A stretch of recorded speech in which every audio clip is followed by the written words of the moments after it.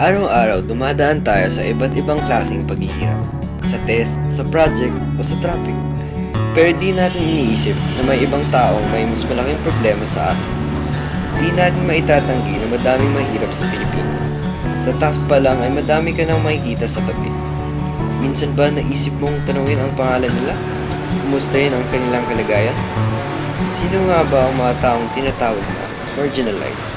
Pakinggan natin ang mga kwento nila Mang Felipe at Ring.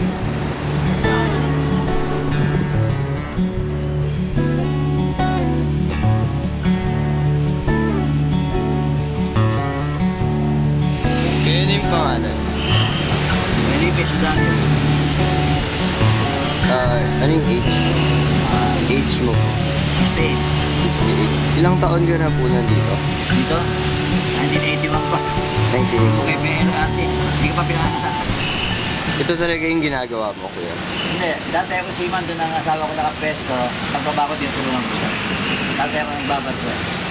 Doon nakapresto misis ko. Northgate. Pwede ka magsigay yung araw doon. Sa loob. Ba't yung pagbebenta ng Yossi yung pinili niya? Hindi kasi dinuloy ko lang doon. Hindi na ako sumasakay ng barko eh. Sayang eh. Matagal na ako dito. Nakabarangay tayo sa kulit. Buti na nandito pa yung pwesto niyo. Para ako security guard dito. Para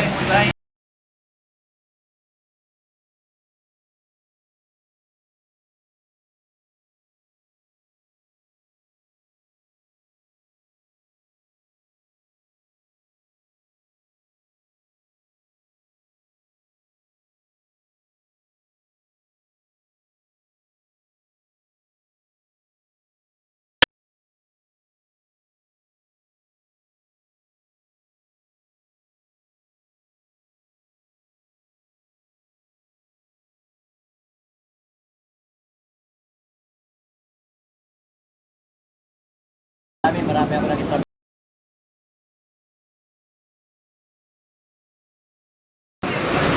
Isa na 6 months, hindi na makapagtrabaho. Iba, umasa sa magulang. Iba, nangangalakal, ng basura. Sige. Sige, busy siya.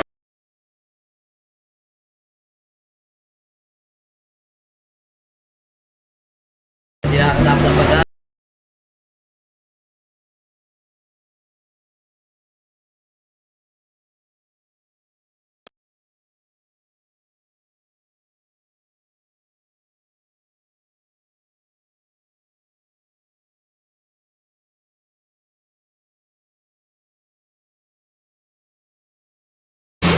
Ilan taon na po kayo nandito sa Taft?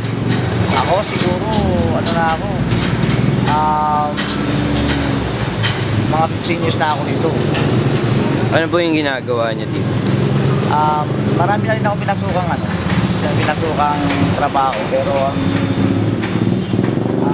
napunta ako sa tinutulungan ko yung tatay ko na nagpa-park ngayon dito sa liw dito sa parking.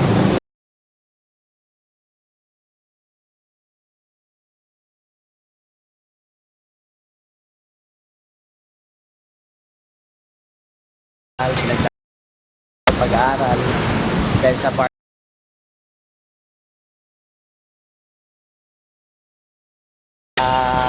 Napili ko talaga na dito talaga.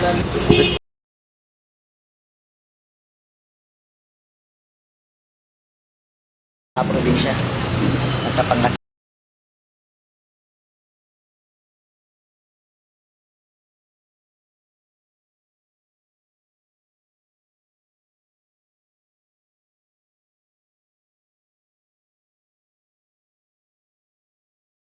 Sila naging practical talaga sila.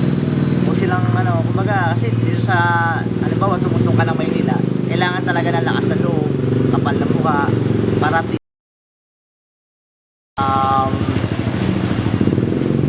magtiyaga talaga, kailangan talaga ng tiyaga, sipag. Yan ang kailangan para makahanap ng trabaho. Tsaka dyan din tayo kukuha ng ng lakas natin para maging matyaga tayo sa lahat ng ating papasukan trabaho. Tsaka yung mga di naman kailangan masaya na ba kayo kapag tambay lang kayo, wala kayong ginagawa, wala pa naman kay pamilya, mas magiging, gusto niyo pa ba yung maging tambay? Papangit tingnan. Mas nakakatulong kayo sa pamilya niyo, sa magulang niyo. Kaya kung ako sa kanila, sana habang wala pa silang pamilya, mga anak, maghanap sila ng trabaho at makapag-ipon para kung sakaling dumating man yung ganong sitwasyon na magkaroon na sila ng pamilya nila, meron silang may pupunta.